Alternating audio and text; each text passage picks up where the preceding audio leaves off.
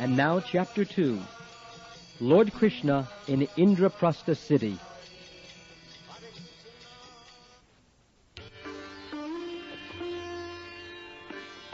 In the presence of the great sage Narad and all the other associates of Lord Krishna, Uddhava considered the situation and then spoke as follows. My dear Lord, first of all, let me say that the great sage Narad Muni has requested you to go to Hastinapur to satisfy King Yudhishthir, your cousin, who is making arrangements to perform the great sacrifice known as Rajasuya. I think, therefore, that your lordship should immediately go there to help the king in this great adventure. However, although to accept the invitation offered by the sage Narad as primary is quite appropriate, at the same time, my lord, it is your duty to give protection to the surrendered souls. Both purposes can be served if we understand the whole situation. Unless we are victorious over all the kings, no one can perform this Rajasuya sacrifice. In other words, it is to be understood that King Yudhishthir cannot perform this great sacrifice without gaining victory over the belligerent King Jarasandha. The Rajasuya sacrifice can be performed only by one who has gained victory over all directions. Therefore, to execute both purposes, we first have to kill Jarasandha. I think that if we can somehow or other gain victory over Jarasandha, all our purposes will automatically be served. The imprisoned kings will be released, and with great pleasure we shall enjoy the spread of your transcendental fame for having saved the innocent kings whom Jarasandha has imprisoned.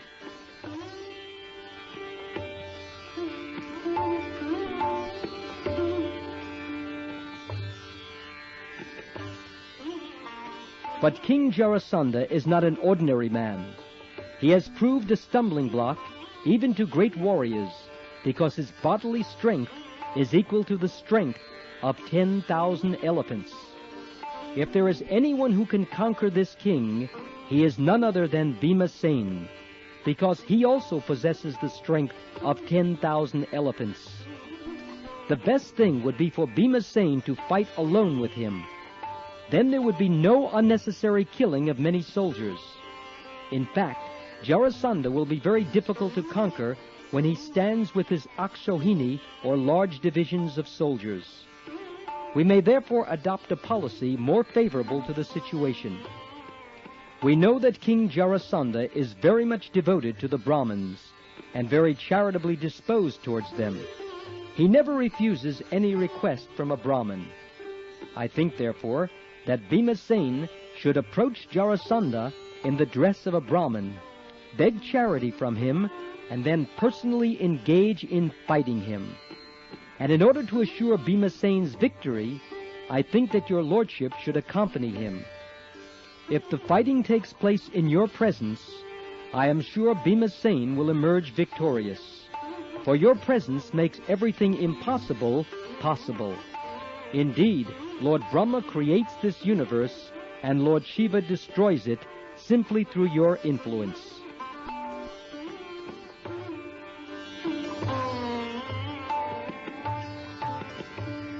Actually, you create and destroy the entire cosmic manifestation. Lord Brahma and Lord Shiva are only the superficially visible causes. Creation and destruction are actually performed by the invisible time factor, which is your impersonal representation. Everything is under the control of this time factor. If your invisible time factor can perform such wonderful acts through Lord Brahma and Lord Shiva, will not your personal presence help Bhimasen conquer Jarasandha? My dear Lord, when Jarasandha is killed, the queens of all the imprisoned kings will be so joyful at their husbands being released by your mercy that they will all sing your glories, as pleased as the gopis were when relieved from the hands of Shankasura. All the great sages, the king of the elephants, Gajendra, the goddess of fortune, Sita, and even your father and mother were all delivered by your causeless mercy. we also have been thus delivered, and we always sing the transcendental glories of your activities.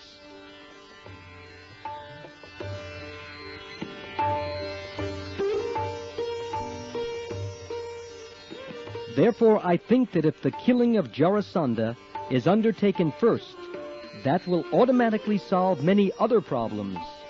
As for the Rajasuya sacrifice arranged in Hastinapur, it will be held either because of the pious activities of the imprisoned kings or the impious activities of Jarasandha. My lord, it appears that you are to go personally to Hastinapur to conquer demoniac kings like Jarasandha and Shishupal, to release the pious imprisoned kings, and also to perform the great Rajasuya sacrifice. Considering all these points, I think that your lordship should immediately proceed to Hastinapur.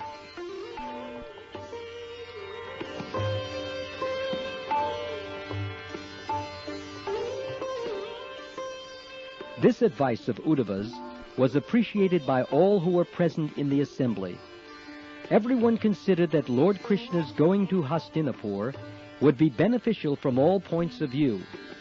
The great sage Narad, the elderly personalities of the Yadu dynasty, and the Supreme Personality of Godhead, Krishna himself, all supported the statement of Uddhava. Lord Krishna then took permission from his father, Vasudeva, and grandfather, Ugrasen, and he immediately ordered his servants, Darup and Jaitra, to arrange for travel to Hastinapur. When everything was prepared, Lord Krishna especially bid farewell to Lord Balaram and the king of the Yadus, Ugrasen, and after dispatching his queens, along with their children, and sending their necessary luggage ahead, he mounted his chariot, which bore the flag marked with the symbol of Garuda.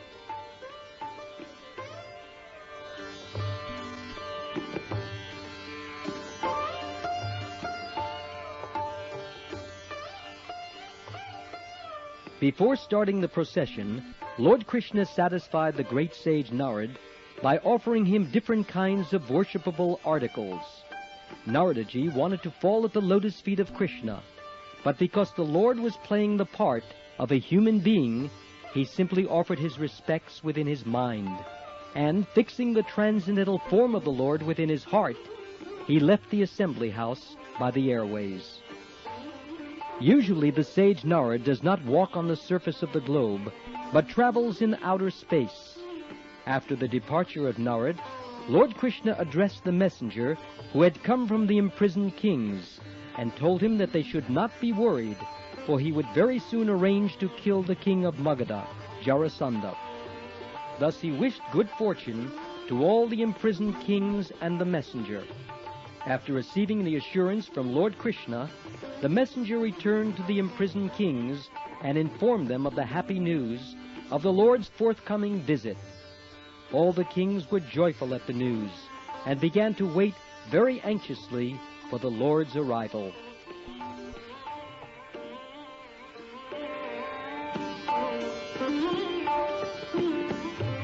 The chariot of Lord Krishna began to proceed, accompanied by many other chariots, along with elephants, cavalry, infantry, and similar royal paraphernalia. Bugles, drums, trumpets, conch shells, horns, and coronets all produced a loud, auspicious sound, which vibrated in all directions. The 16,000 queens, headed by the goddess of fortune, Rukmini Devi, the ideal wife of Lord Krishna, and accompanied by their respective sons, all followed behind Lord Krishna. They were dressed in costly garments, decorated with ornaments, and their bodies were smeared with sandalwood pulp and garlanded with fragrant flowers. Riding on palanquins nicely decorated with silks, flags, and golden lace, they followed their exalted husband, Lord Krishna. The infantry soldiers carried shields, swords, and lances in their hands, and acted as royal bodyguards to the queens. In the rear of the procession were the wives and children of all other followers, and there were many society girls also following. Many beasts of burden, like bulls, buffalo, mules, and asses, carried the camps, bedding, and carpets, and the women who followed were seated in separate palanquins on the backs of camels. This panoramic procession was accompanied by the shouts of the people, and was full with the display of different-colored flags, umbrellas, and whisks, and different varieties of weapons, dress, ornaments, helmets, and armaments. Shining in the sunlight, the procession appeared just like an ocean, with high waves and sharks.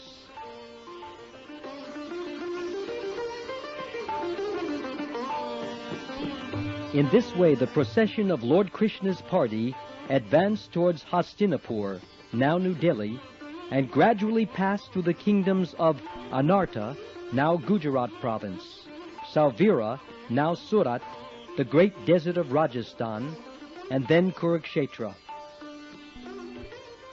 Between those kingdoms were many mountains, rivers, towns, villages, pasturing grounds, and mining fields. The procession passed through all these places in its advance.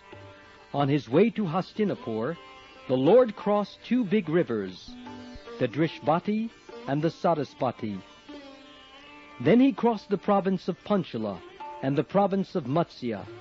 In this way, he ultimately arrived at Indraprastha. The audience of the Supreme Personality of Godhead, Krishna, is not very commonplace. Therefore, when King Yudhishthira heard that Lord Krishna had arrived in his capital city, Hastinapur, he became so joyful that all his hairs stood on end in great ecstasy, and he immediately came out of the city to properly receive the Lord. He ordered the musical vibration of different instruments and songs, and the learned Brahmins of the city began to chant the hymns of the Vedas very loudly. Lord Krishna is known as Rishikesh, the master of the senses, and King Yudhishthira went forward to receive him exactly as the senses meet the consciousness of life. King Yudhishthira was the elder cousin of Krishna. Naturally, he had great affection for the Lord, and as soon as he saw him, his heart became filled with great love and affection. He had not seen the Lord for many days, and therefore he thought himself most fortunate to see the Lord present before him. The king therefore began to embrace Lord Krishna again and again in great affection.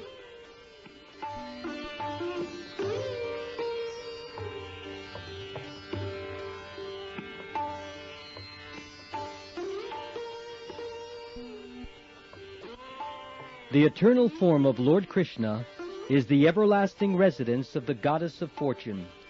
As soon as King Yudhishthira embraced him, he became free from all the contamination of material existence. He immediately felt transcendental bliss and merged in an ocean of happiness. There were tears in his eyes, and his body shook in ecstasy. He completely forgot that he was living in this material world. After this, Bhimasen, the second brother of the Pandavas, smiled and embraced Lord Krishna, thinking of him as his own maternal cousin, and thus he was merged in great ecstasy. Bhimasen also was filled with ecstasy that for the time being he forgot his material existence. Then Lord Sri Krishna himself embraced the other three Pandavas, Arjuna, Nakul, and Sahadev. The eyes of all three brothers were inundated with tears, and Arjuna embraced Krishna again and again because they were intimate friends. The two younger Pandava brothers, after being embraced by Lord Krishna, fell down at his lotus feet to offer their respects.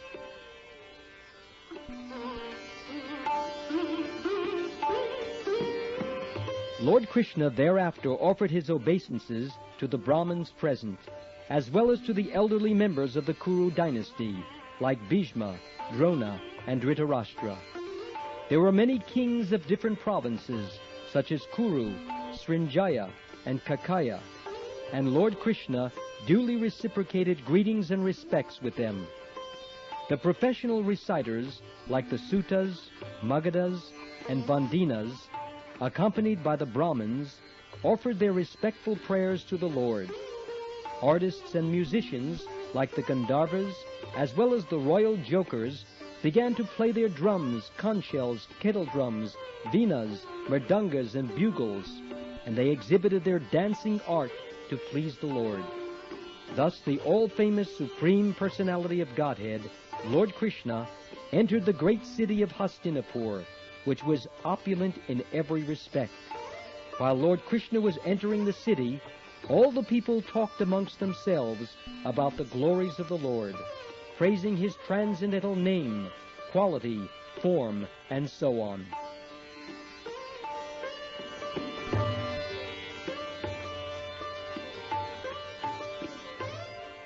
The roads, streets, and lanes of Hastinapur were all sprinkled with fragrant water through the trunks of intoxicated elephants. In different places of the city, there were colorful festoons and flags decorating the houses and streets. At important road crossings, there were gates with golden decorations, and at the two sides of the gates, there were golden water jugs. These beautiful decorations glorify the opulence of the city. Participating in this great ceremony, all the citizens gathered here and there, dressed in colorful new clothing and decorated with ornaments, flower garlands, and fragrant scents. The houses were all illuminated by hundreds and thousands of lamps placed in different corners of the cornices, walls, columns, bases, and architraves. And from far away, the rays of the lamps appeared to be celebrating the festival of Deepavali, a particular festival observed on the New Year's Day of the Hindu calendar. Within the walls of the houses, fragrant incense was burning, and smoke rose through the windows, making the entire atmosphere very pleasing. On the top of every house, flags were flapping, and the gold water pots kept on the roofs shone brilliantly.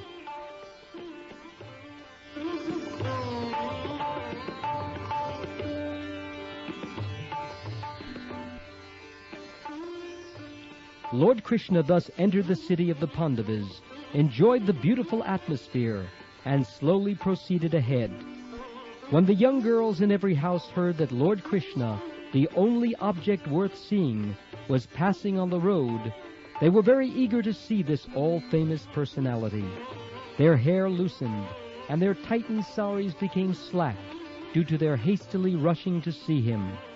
They gave up their household engagements, and those who were lying in bed with their husbands immediately left them and came directly down onto the street to see Lord Krishna. The procession of elephants, horses, chariots, and infantry was very crowded. Some people, being unable to see properly in the crowd, got up on the roofs of the houses. Pleased to see Lord Sri Krishna passing with his thousands of queens, they showered flowers on the procession, and they embraced Lord Krishna within their minds and gave him a hearty reception. When they saw him in the midst of his many queens, like the full moon situated amidst many luminaries, they began to talk amongst themselves.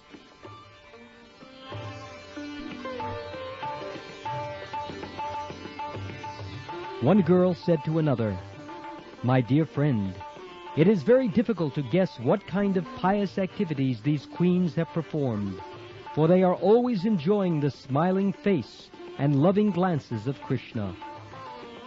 While Lord Krishna was thus passing on the road, at intervals, some of the opulent citizens, who were all rich, respectable, and freed from sinful activities, presented auspicious articles to the Lord just to offer him a reception to the city. Thus they worshipped him as humble servitors. When Lord Krishna entered the palace, all the ladies there were overwhelmed with affection just upon seeing him. They immediately received Lord Krishna with glittering eyes, expressing their love and affection for him, and Lord Krishna smiled and accepted their feelings and gestures of reception. When Kunti, the mother of the Pandavas, saw her nephew Lord Krishna, the Supreme Personality of Godhead, she was overpowered by love and affection. She at once got up from her bedstead and appeared before him with her daughter-in-law Draupadi, and in maternal love and affection she embraced him.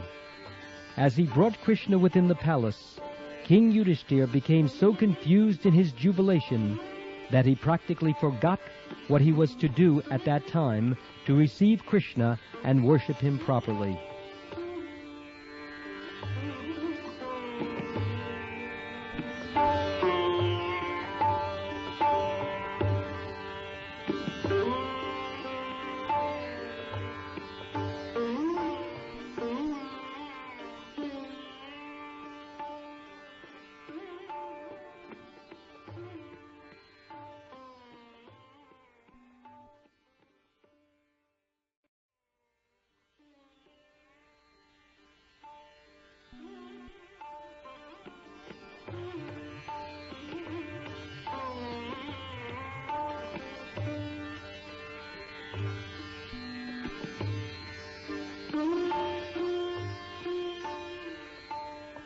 Lord Krishna delightfully offered his respects and obeisances to Kunti and other elderly ladies of the palace.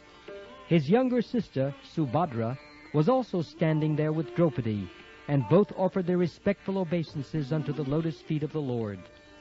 At the indication of her mother-in-law, Draupadi brought clothing, ornaments, and garlands, and with this paraphernalia they received the queens Rukmini, Satyabhama, Bhadra, Jambavati, Kalindi, Mitravinda, Lakshmana, and the devoted Satya. These principal queens of Lord Krishna were first received, and then the other queens were also offered a proper reception. King Yudhishthira arranged for Krishna's rest, and saw that all who came along with him, namely his queens, his soldiers, his ministers, and his secretaries, were comfortably situated.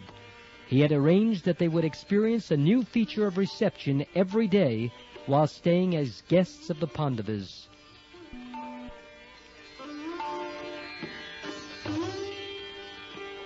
It was during this time that Lord Sri Krishna, with the help of Arjuna, allowed the fire god Agni to devour the Khandava forest for his satisfaction. During the forest fire, Krishna saved the demon Mayasura, who was hiding in the forest. Upon being saved, Mayasura felt obliged to the Pandavas and Lord Krishna, and he constructed a wonderful assembly house within the city of Hastinapur. To please King Yudhishthira, Lord Krishna remained in the city of Hastinapur for several months. During his stay, he enjoyed strolling here and there. He used to drive on chariots with Arjuna, and many warriors and soldiers used to follow them. Thus ends the Bhaktivedanta purport of the third volume, second chapter of Krishna, Lord Krishna in Indraprastha city.